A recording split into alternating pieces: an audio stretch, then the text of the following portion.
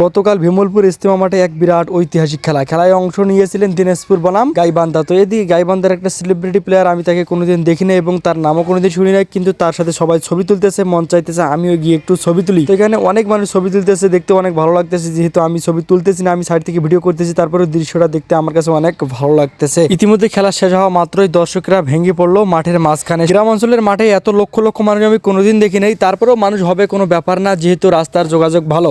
আপনারাও আসছিলেন নাকি অবশ্যই কমেন্ট করে জানাবেন। ভাষ্যকার বলতেছে এক গরিব অসহায় মহিলা বাদাম বিক্রি করতেছে, আপনারা সবাই কিন্তু তার কাছে বাদাম নেবেন। তো এই কথা শুনে আমি সহ আমার অনেক বন্ধু এবং আমার অনেক ফ্রেন্ডরা কিন্তু তার কাছে বাদাম নিল। যাই হোক, আমার দৃষ্টিতে আমি মনে হয় এই প্রথম মাঠে এতগুলো লোক দেখলাম, যা কোনোদিন আমি দেখি নাই। ফুটবল খেলা এত জনপ্রিয়তা এবং সুন্দর খেলা হওয়ার কারণে কিন্তু মানুষ কাজ কাম ফেলে খেলা দেখতে চলে আসছে। ফোনের মধ্যে দেখলাম ভিডিওটি লাইভ চলতেছে, কিন্তু কোথায় লাইভ চলতেছে আমি একবার লক্ষ্য করতে পারিনি, কিন্তু এই প্রথম আমার দৃষ্টিতে পড়লো যে ওইখানে এক মিডিয়া এবং ক্যামেরাম্যানেরা সরাসরি লাইভ দেখাচ্ছে। যাই হোক, ইতিমধ্যে হাফনার শেষ করে সব প্লেয়াররা বিশ্রাম নিতেছে, কিন্তু আমার মতো ক্যামেরাম্যান সহকারে আমরা সবাই ভিডিও করতেছি যে কে কি অবস্থায় রয়েছে। এদিকে সব দলের প্লেয়াররা কিন্তু মোটামুটি ভালো খেলছে।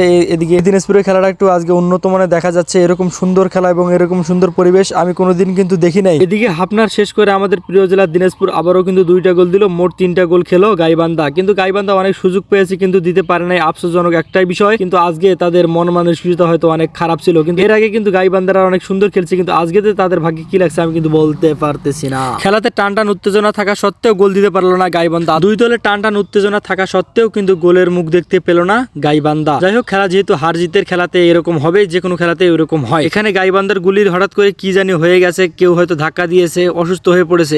বহুক্ষণ থেকে চিল্লাচিল্লি করতেছে, তারপরে কোনো লাইসম্যান আসছিল না। পরে একজন আসছিল, মুরব্বীকে অসংখ্য ধন্যবাদ পানি নিয়ে আসার জন্য। আজকের খেলাটা আমার কাছে অনেক ভালো লাগার কারণ হচ্ছে মানুষ কোনো চিল্লাচিল্লি নাই, কোনো হইচই নাই, কোনো মারামারি নাই, সবাই নিঃস্বার্থে এবং সুন্দর মনোবলে খেলা দেখতেছে। আমি এই কর্নার থেকে খেলা দেখতেছি, কেন জানি আমাকে এই কর্নার থেকে খেলা দেখতে অনেক ভালো লাগে। এখানে যেহেতু প্রথম দিকের খেলাটা আমি কিছুটা ভিডিও করছি, এটাও আপনাদেরকে দেখাই যে কি হয়েছিল প্রথম দিকে। এখানে প্রথমের খেলাটা কিন্তু অনেক সুন্দর মনে হচ্ছে, হাড্ডাহাড্ডি খেলা হবে, কিন্তু ভাগ্যের ক্রমে কিন্তু গাইবান্ধা হেরে গেছে। আমার অনেক আফসোস লাগছে যে এই গাইবান্ধা অনেক সুন্দরভাবে খেলছে, আজকে কেন তারা হেরে গেল। এদিকে দিনাজপুরের প্লেয়ার ফ্রি কিক পেয়েছে, কিন্তু গোলটা কাজে লাগাইতে পারেনি, গুলি ধরে ফেলেছে। যাই হোক, গুলিও কিন্তু মোটামুটি ভালো, মোটামুটি বললে ভুল হবে, কড়া সিকিউরিটি, সরাসরি আর্জেন্টিনার মতো। গোলকিপার জোরে শট করার কারণে দুই প্লেয়ারের সংঘর্ষ হওয়ার কারণে এক প্লেয়ার আহত।